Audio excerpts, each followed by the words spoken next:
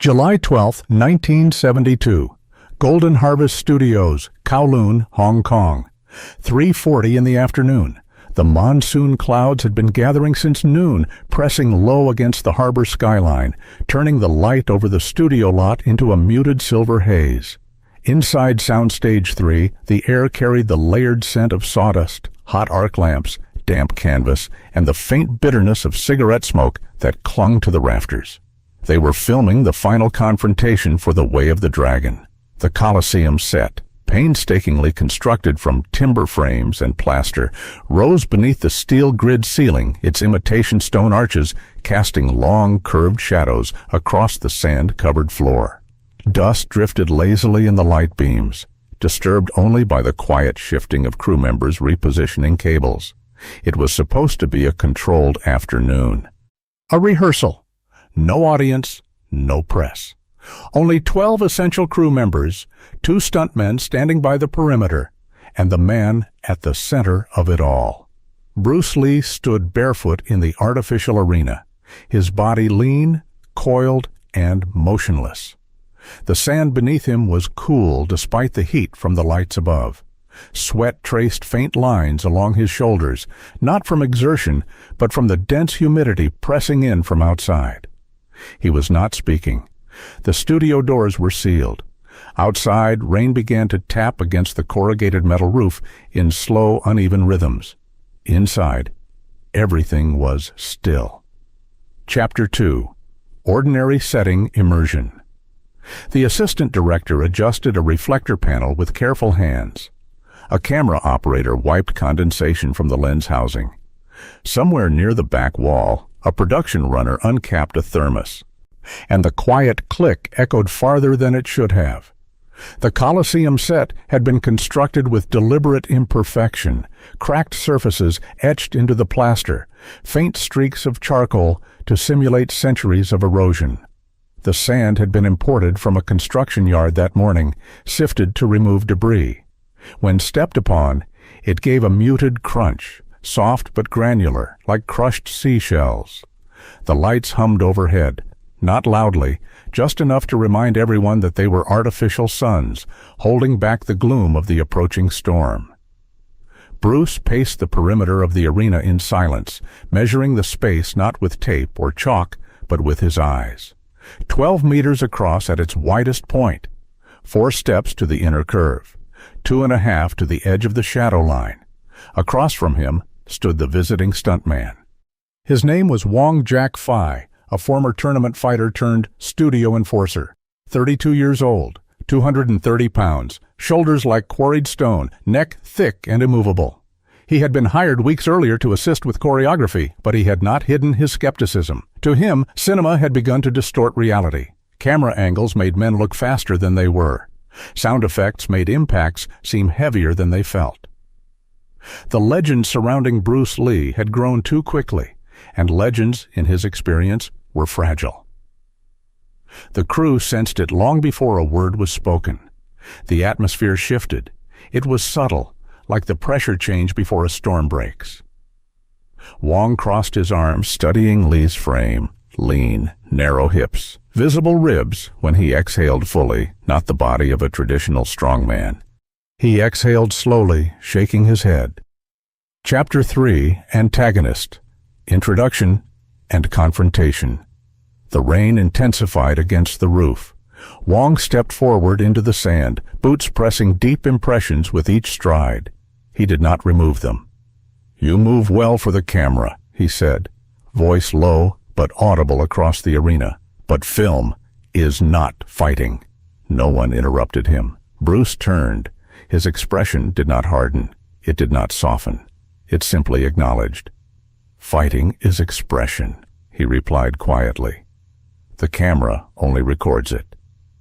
A faint smile touched Wong's mouth, though there was no humor in it. Expression does not stop force.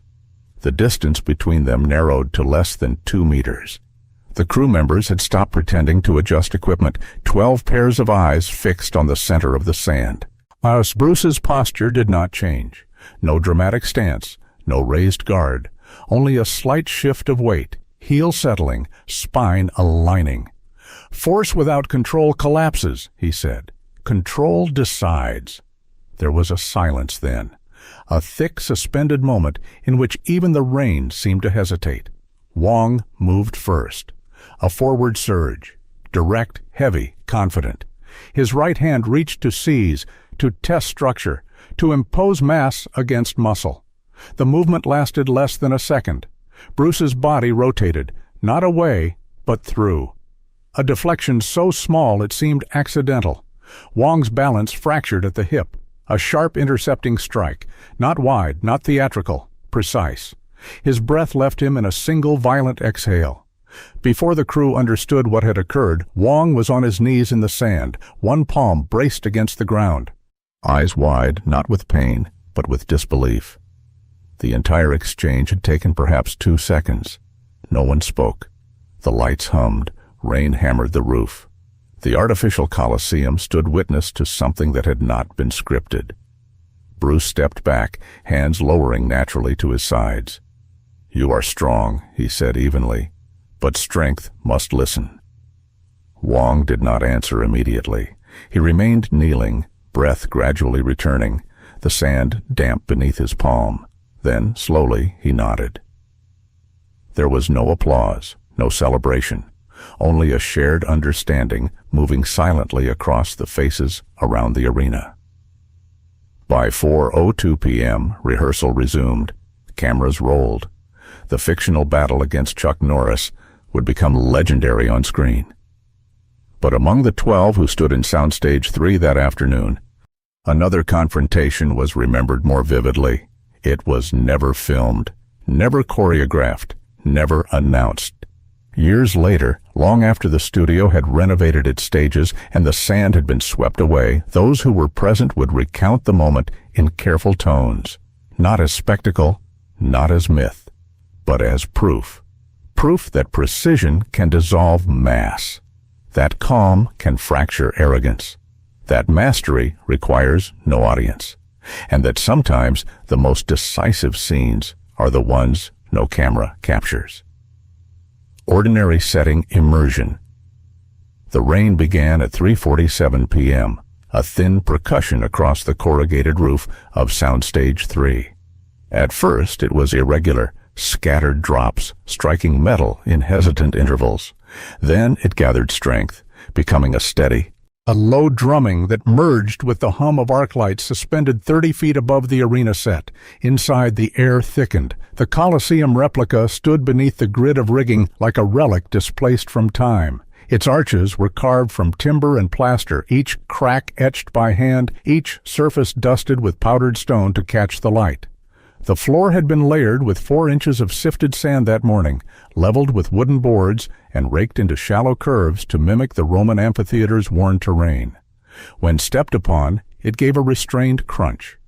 The lighting crew had angled 2 primary lamps toward the eastern arch, creating a corridor of brightness through the artificial ruin.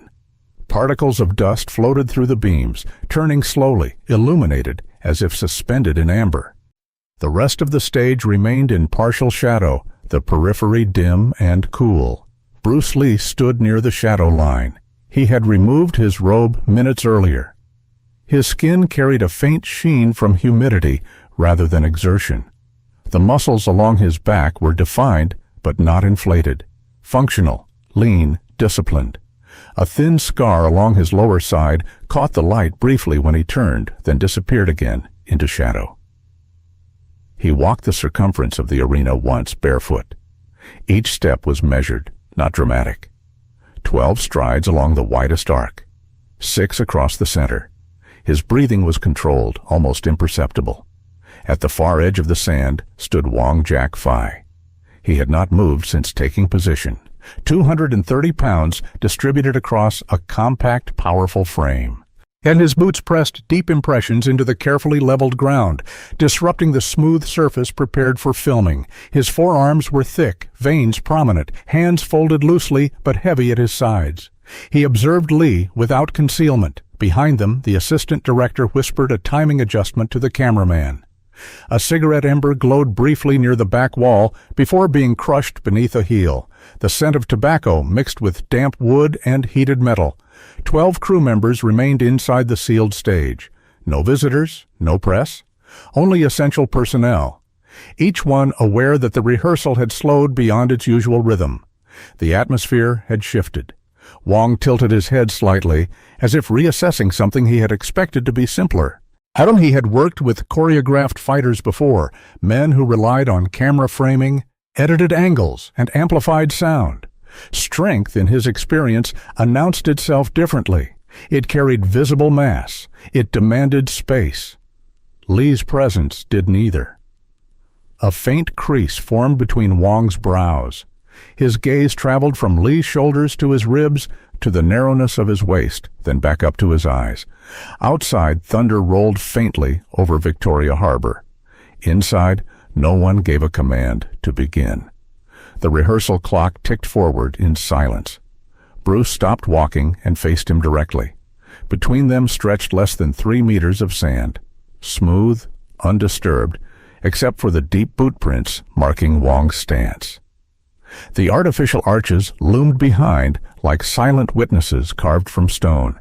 No hostility had yet surfaced, no words had been spoken, but something had entered the room. It moved without sound. It tightened the air. It waited. Antagonist. Introduction, confrontation, and legacy. 3:52 p.m. The rain intensified, flattening against the roof in a steady metallic roar. The sound filled the pauses between breaths, between thoughts. Wong Jack Fai stepped forward first. The sand shifted heavily beneath his boots, erasing the careful symmetry the crew had prepared for filming. He did not look at the cameras. He did not acknowledge the assistant director standing frozen near the lighting rig. His attention remained fixed on Bruce Lee. Up close, the difference in mass was undeniable. Wong's chest broadened the air around him. His shoulders seemed built for collision. A faint scar crossed his left eyebrow, an old tournament injury. His knuckles were thickened from years of impact. "You are fast," Wong said evenly. "But speed fades when it meets weight." His voice did not rise. It carried the calm certainty of a man accustomed to ending arguments physically. Bruce did not retreat. "The body is a vehicle," he replied. "It moves where the mind directs." Wong's jaw tightened almost imperceptibly. Weight does not need direction. A quiet exchange of glances rippled through the crew. 12 men. No one spoke. The cameraman's hand hovered near the focus ring, but did not turn it. Bruce shifted his stance by a fraction, barely visible. His rear heel grounded more firmly into the sand. His shoulders softened rather than braced. There was no theatrical guard, no clenched fists. Only readiness without tension. The storm outside reached its peak. Wong closed the distance in a single decisive step, extending his right arm to seize Lee by the shoulder, an instinctive test of structure, a demonstration of control. His momentum was direct, unhesitating, built on confidence accumulated through years of overpowering resistance. The movement lasted less than a breath. Bruce pivoted not backward but slightly offline, his torso turning just enough to redirect force rather than absorb it. His left forearm intercepted the reaching arm with a compact, precise deflection. In the same motion, his right hand delivered a short vertical strike to the solar plexus. No wind-up, no visible chamber. A contained impact. Air expelled sharply from Wong's lungs in a single involuntary sound. Before the crew could process the sequence, Bruce's foot swept behind Wong's forward leg. Not wide, not dramatic, just enough to remove balance from beneath mass. Wong's weight, suddenly unsupported, folded downward. One knee struck the sand, then the other. The entire exchange occupied no more than 2 seconds. Silence overtook the stage. The rain continued its relentless percussion overhead, but inside Soundstage 3 there was no movement, no instruction from the director, no hurried steps. Wong remained kneeling, one palm pressed into the sand to steady himself. His breathing returned in strained intervals. Not injured, not broken. disarmed. Bruce stepped back exactly 1 pace. His hands lowered naturally to his sides. His breathing was unchanged. "Power is not size," he said quietly. "It is alignment." There was no triumph in his tone, no rebuke, only statement. Wong lifted his gaze slowly. The defiance that had sharpened his features minutes earlier had dissolved into something else, an inward recalibration. His shoulders eased, the rigid line of his neck softened. After a moment, he inclined his head once, a gesture small enough to go unnoticed by history, yet unmistakable to those present. The assistant director exhaled audibly for the first time. One of the lighting technicians shifted his stance, sand grinding beneath his shoe. No applause followed. No laughter. Only a shared awareness that something unscripted had taken place. By 4:02 p.m., rehearsal resumed. Bruce crossed the arena again, preparing for the filmed duel that would later define the Way of the Dragon opposite Chuck Norris. While cameras rolled, the fictional combat would be edited, scored, and projected onto screens across continents. But among the 12 men inside Soundstage 3 that afternoon, another scene lingered more vividly than any frame committed to celluloid. It was never recorded, never archived, never promoted. Years passed. Golden Harvest renovated its stages. The plaster arches were dismantled, the sand was swept away and replaced by new sets, new productions, new legends. Yet the memory endured in quiet conversations between crew members who had stood beneath those lights. They did not embellish it. They did not dramatize it. They spoke of it with restraint. Not as spectacle, as confirmation. Confirmation that mass alone does not govern force. That calm precision can dismantle aggression before it fully forms. That mastery requires neither audience nor applause. And so the hidden scene remained unwritten in studio records, absent from film reels, but etched in the recollection of those who witnessed it. Because sometimes the truest measure of a man is revealed not before cameras, but in the moments no one intended to capture.